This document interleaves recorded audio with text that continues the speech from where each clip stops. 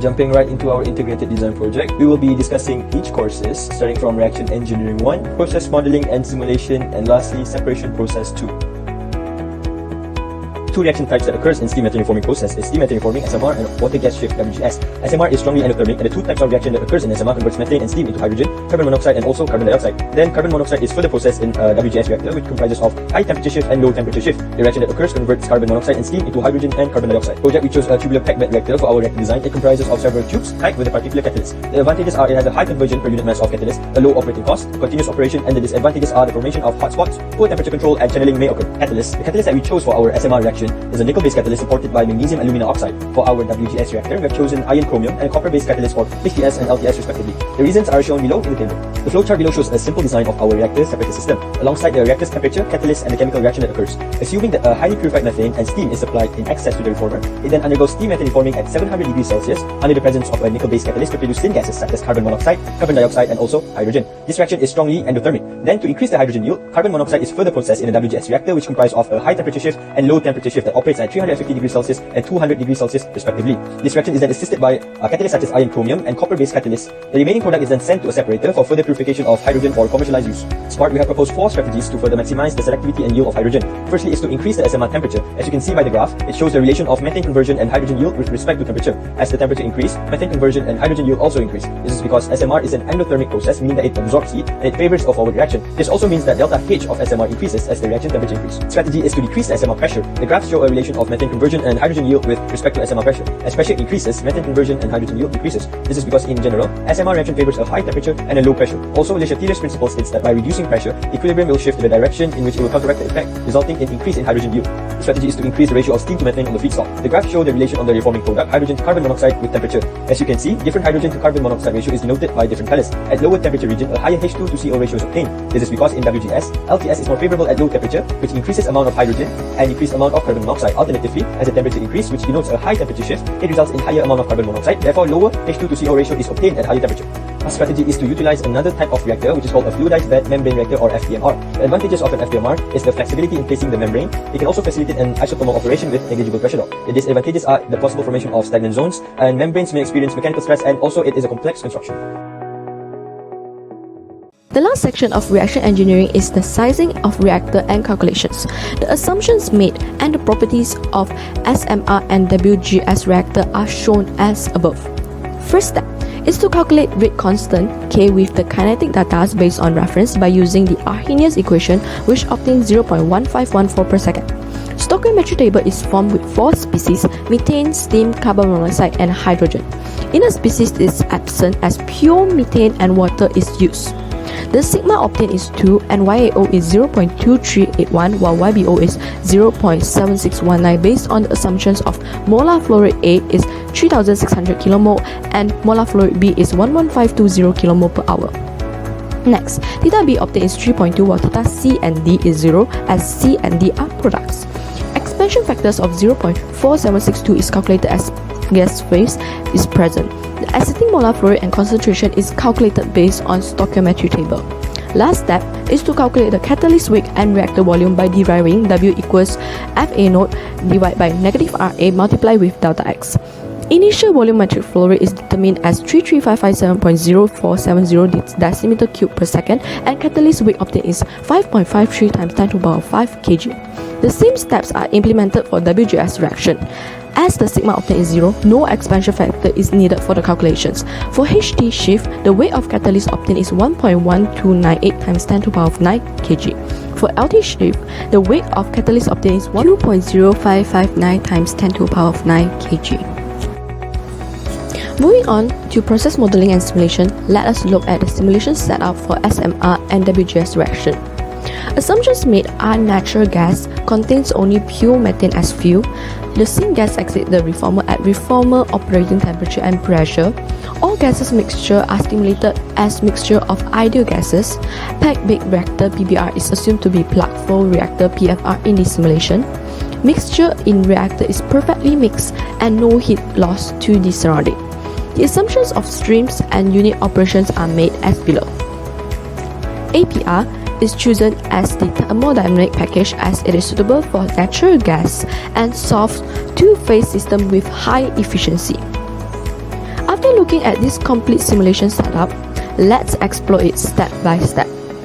Pure methane stream enters the compressor to increase its pressure, followed by a heat exchanger to raise the temperature of the methane gas. Water stream enters the pump to increase its pressure, followed by a heat exchanger to turn into vapor phase. After combining the methane and water stream with mixer, the mixture enters the steam methane reformer at 700 degrees Celsius and 1013 kPa.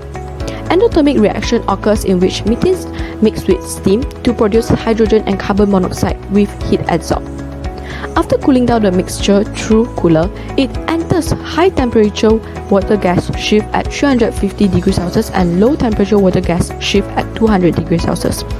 Exothermic reaction occurs in which carbon monoxide mixes with steam to produce hydrogen and carbon dioxide with heat release. The mixture is then separated with a two-phase separator that produces 12726.3 kmol per hour hydrogen.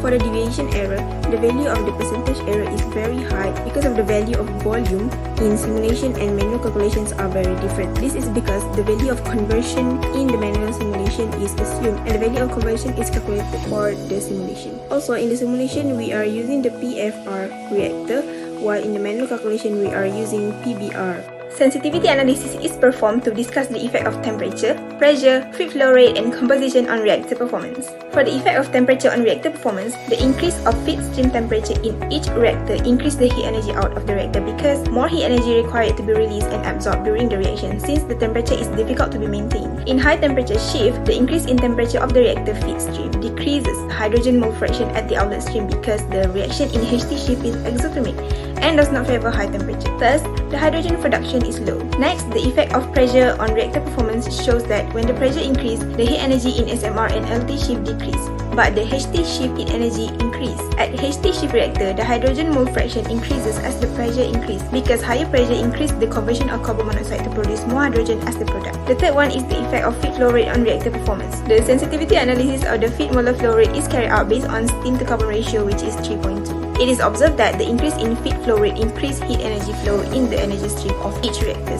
since there is more energy needed to be released or absorbed to maintain or reach a certain temperature. In SMR, the mole fraction of carbon monoxide produced increase when the feed flow rate of both methane and water increase. So, more carbon monoxide react with water and enters the HT shift to produce more hydrogen. The last sensitivity analysis is to study the effect of feed composition on reactor performance. Based on the figures shown, the LT shift outlet hydrogen molar flow rate increased with increasing methane fraction and decreased with inlet water fraction. Besides, SMR energy increased with inlet methane fraction and decreased with water inlet fraction. The increase in inlet methane fraction also increased the SMR outlet fraction, carbon monoxide, and LT shift outlet molar flow hydrogen because the methane to steam ratio increased. Hence, higher collision frequency increased the rate of reaction and greater amount of carbon monoxide and hydrogen are produced. Moving on to the hydrogen enrichment unit. The type of hydrogen purification unit chosen is the pressure swing adsorption unit. This unit is constructed of high quality low alloy carbon steel due to its low tensile strength and high durability. Also, it is less prone to corrosion and able to withstand high pressure. For the configuration of the separation unit, a 2-bed 6-step system is used. This system works at a constant temperature to perform the adsorption and desorption process by alternating the pressure. The impurities are adsorbed to the adsorbent at high pressure until the equilibrium loading is reached. When low further adsorption capacity is available, the impurities are dissolved by lowering the pressure to regenerate the adsorbent. The whole process is summarized in the 6-step cyclic cycle as shown here. Then there are two adsorbents used, which are the activated carbon and July 5A. Activated carbon is a cheap and highly porous material that provides a large surface area to adsorb impurities from the mixture, whereas July 5A has a high adsorption and desorption rate as well as a high cross strength. It is also excellent in removing polar components such as CO2 and CO. In the adsorption beds, the activated carbon is placed at the bottom as a primary adsorbent to reduce the amount of CO2 adsorbed into the second layer of July 5A, as the CO2 is hard to dissolve from July 5A during the regeneration process. For the adsorption isotopes, these are the graphs of the amount of gas adsorbed at 25 degrees Celsius on the activated carbon and July 5A. According to the graphs, it can be seen that the Lingua isotope is the best model that can fit the data for a combination of 4 gas components on activated carbon, while for the July 5A, the best model is the LRC isotope as its steepness of the adsorption rate reduces and increasing pressures from the graph. Moving on to the physical properties of the adsorption columns, there are only 4 components present in the inlet gas mixture, which are H2, CO2, CO, and CH4, as the water is assumed to be removed before entering the column. According to the reference, the feed pressure and operating temperature temperature of the columns are set at 10 atm and 298 Kelvin respectively. Next, the height of the adsorption beds is 100 cm with a carbon to joint ratio of 0.65. Additionally, the internal and external diameters of the beds are 3.71 cm and 4.245 cm respectively. The push to fit ratio is assumed 0.125 as the hydrogen with purity of 99.90%. Recovery of 56.17% is obtained from the article. For the calculation part in the special process 2, we are going to do a calculation for mass surface zone for each adsorbent, namely activated carbon and zeolite 5A. Starting off from the figure of breakthrough curve of carbon dioxide on activated carbon, we can determine the breakpoint time Tb and the ideal adsorption time Ts by taking the value from the intersection between the breakpoint concentration of 0.165 and 0.5 with the breakthrough curve. Therefore, the value of breakpoint time Tb is 12 minutes while the value of ideal adsorption time Ts is 23 minutes. After converting from minutes to second, the height of used bed HB will be calculated using the formula here, and by substituting the values earlier, we will get the height of 33.9 cm. Lastly, by subtracting the values of total height with the used bed, we will get the unused bed or MTZ is equal to 31.1 cm. Then moving on to the second adsorbent, which is the zeolite 5A, from the figure of breakthrough curve of carbon dioxide on zeolite 5A. By using the same methods as on the activated carbon, we will get the value of breakpoint time Tb is 80 minutes while the value of ideal adsorption time is 27 minutes. And after converting the units and obtaining the value for used bed, we will get a total height of 11.7 cm for zeolite 5A, which is smaller than the MTZ for the activated carbon. For the strategies to achieve 99% purity of hydrogen production, firstly, for the adsorption column, the temperature of the adsorption unit must be lowered. This is because at lower temperature, the molecular kinetics of gas become less dynamic and thus allowing the gas to be readily absorbed by the adsorbent. Next, the pressure of the adsorption unit must also be increased. This is because when the pressure is increased, the adsorbate will stick to the adsorbent's surface more strongly and gases will also be forced to be trapped in the pores of the adsorbents. Other than that, the surface area of the adsorbents must also be increased by using other adsorbents with much larger surface area. This is because as the surface area increases, the adsorbing size also increase, allowing more adsorbate to be adsorbed at the same time. Moving on to the desorption column, firstly, the temperature of the desorption column must be increased. This is because at high temperature, the desorption rate is much higher. Next, the pressure of the inlet gas must also be lowered. This is because gases mixture will escape from the adsorbent much easier when the pressure is reduced. Lastly, by introducing a purge gas, the partial pressure of each component will be further reduced. In conclusion, for this integrated project, we have discussed the design of our SMR process that will yield the hydrogen production of 30,000 tons per year with a purity of 99.9%. In the reaction engineering part, we are using the packed bed reactor to allow a high conversion per mass of catalyst. We have also discussed the high temperature shift HTS and also the low temperature shift LTS that is run in the WGS reaction. Other than that, we have also determined the volume of each reaction and also developed strategies to maximize the selectivity and yield of hydrogen, which is by increasing the temperature, decreasing the pressure and increasing the ratio, and also utilizing the fluidized bed membrane reactor FBMR. For process modeling and simulation part, we are using the simulator software to conduct the simulation of the process. We have also calculated the deviation and error for the simulation and the manual calculation from the RE part. Other than that, we have also discussed the effect of temperature, pressure, flow rate and composition on the chosen dependent variables. For example, when the temperature increases, the heat energy flow in the reactor increases linearly while the hydrogen mole fraction decreases. And finally, in the separation process part,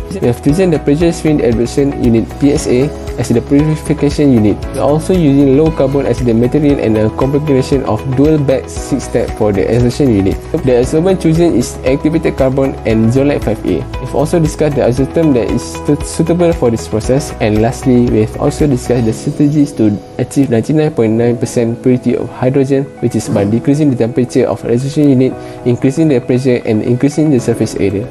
In short, for this intake project, we have achieved the objectives of each part. Several recommendations were also given for future plans, such as utilizing renewable resources such as biomass, and also by employing technologies such as pulsing electric fields and ultrasonic fields to improve the efficiency.